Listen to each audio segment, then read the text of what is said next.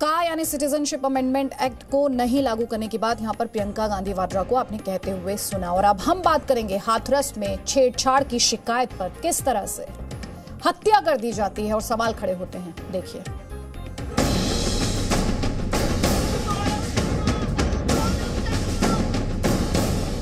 मेरे पापा ने केस कर दिया और उसने चिढ़ के मेरे पापा को गोली मारी। जैसा हमारे साथ हुआ है वैसे ही उसके साथ होना चाहिए। हमें पूरा भरोसा है सरकार पूरा हमारी मदद करेगी।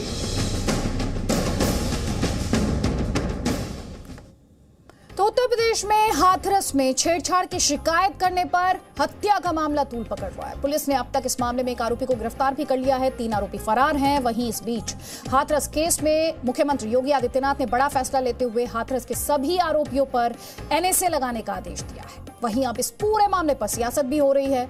हाथरस केस को लेकर विपक्ष के सभी नेता उत्तर प्रदेश की कानून व्यवस्था पर सवाल उठा रहे हैं और कह रहे हैं उत्तर प्रदेश की बेटी को इंसाफ कब मिलेगा। और पीड़ित लड़की का बयान आया है जिसके मुताबिक पीड़िता ने कहा कि आरोपी समाजवादी पार्टी का नेता है। फिर वहां पे हम अपने ट्यूबवेल पे आ गए थे, खेतों पे। वहीं पापा आलू खुदवा रहे थे खेतों पे। उसके बाद इसने फिर से कमेंटबाजी शुरू की। तब मैंने वहां पे इसे जवाब दिया। उसके बाद फिर इसने मेरे साथ बदतमीजी की, उसकी मौसी ने, उसकी बीवी ने। फिर उसके बाद पापा आ गए वहां पे। पापा ने भी इनको वहां से लताड़ के भगा दिया। तब ये लोग वहां से चले गए धमकी देते हुए इसकी मौसी की, शाम तक तेरा ये करवा दूंगी वो करवा दूंगी, ये सब धमकी दी। इसकी बीवी ने भी धमकी दी मुझे। फिर उसके बाद कुछ नहीं हुआ। 2-3 घंटे में 3:30 बजे के समथिंग फिर वो आया है वहां से। गाड़ी अपनी दूर उसने खड़ी की है और 4-5 लोग निकले हैं उसमें से और मेरे पापा को फिर गोली मारी है। मैं और मम्मी उस टाइम पे खाना देने गए थे पापा को। वो बोल रहा था कि केस वापस ले लो वरना मैं मार दूंगा, ये कर दूंगा, वो कर दूंगा। धमकी देता था पहले। ये किसी भी पार्टी से संबंध रखता है?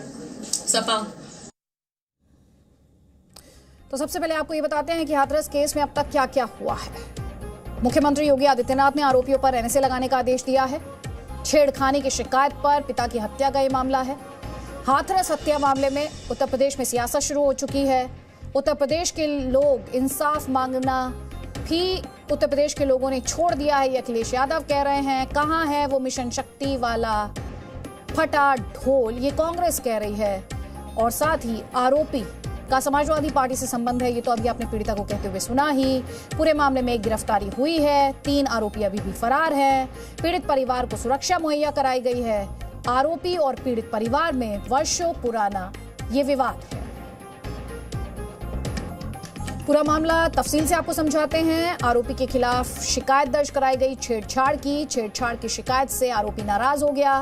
पीड़िता के पिता और आरोपी के बीच बहस हुई। आरोपी पर गुस्से में गोली मारकर हत्या करने का आरोप है। छेड़छाड़ और हत्या के आरोपी का नाम गौरव शर्मा है। 15 दिन जेल में रहने के बाद जमानत पर यह आरोपी छूटा था। और अब इस पूरे मामले में थोड़ी देर पहले हमने आपको सुनवाया कि पीड़िता क्या कह रही है और अब इस पूरे मामले में परिवार क्या कह रहा है वो सुनिए।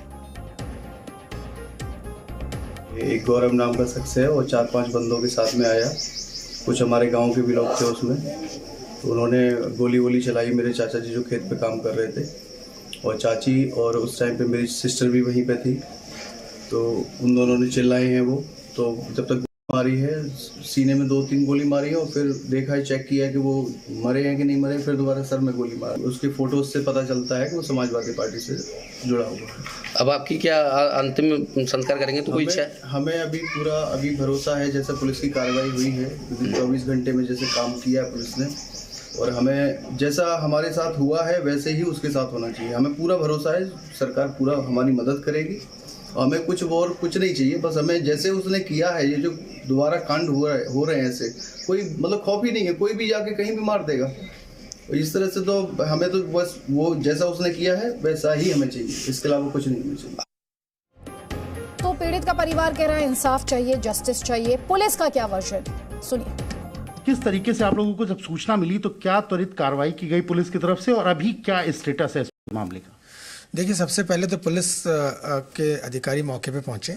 थानाध्यक्ष तुरंत पहुंच गए थे। उसके पश्चात क्षेत्राधिकारी और एसएसपी भी पहुंच गए। और मैं अलीगढ़ जनपद में मेरा कार्यालय है तो मैं वहाँ से रवाना हुआ। तो कल रात में मैंने भी आकर परिवार के लोगों से मुलाकात करके जानकारी हासिल की थी, मौका देखा था। फिर परंतु जैसे ही थानाध्यक्ष पहुँचे थे उसके बाद कुछ टीमों का गठन किया गया और उपलब्ध जानकारी के आधार पर उन्हें अलग अलग स्थानों पर रवाना किया गया, क्योंकि सबसे पहला कार्य था कि आरोपियों को पुलिस हिरासत में ले पाती। तो इसी क्रम में कल रात्रि में पुलिस द्वारा मुख्य आरोपियों में से एक व्यक्ति जो नामजद था उसकी गिरफ्तारी कर ली गई और अन्य लोगों की गिरफ्तारी के लिए भी पुलिस की टीमें विभिन्न स्थानों पर गई हुई हैं और शीघ्र ही हमें विश्वास है वो भी अपनी कार्रवाई में सफल हो जाएंगी और सभी गिरफ्तारियां हो पाएंगी।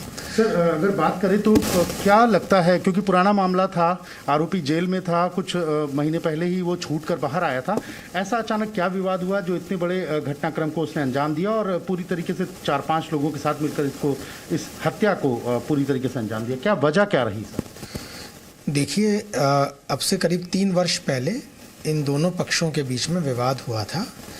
दोनों पक्षों के बीच कुछ समय के लिए संबंध अच्छे भी थे और इनका आपस में शादी के लिए बात चली थी, परंतु बाद में जो कल का जो पीड़ित पक्ष है उनके द्वारा आरोपी के विरुद्ध गौरव के विरुद्ध एक लड़कियों 354 में मुकदमा दर्ज कराया गया था, छेड़छाड़ का मुकदमा दर्ज कराया गया था, जिसमें पुलिस द्वारा कार्रवाई करके तुरंत उसकी गिरफ्तारी की गई थी। जल्द से जल्द इन आरोपियों को पकड़कर किस तरीके से आप लोग इम्प्लीमेंट करेंगे और क्या मैसेज देगी स्ट्रांग पुलिसिंग के लिए, क्या मैसेज दिया जाएगा आप लोग की तरफ से? देखिए, आरोपी तो सारे पकड़े ही जाएंगे, जल्द पकड़े जाएंगे और इनके विरुद्ध कार्रवाई की जाएगी।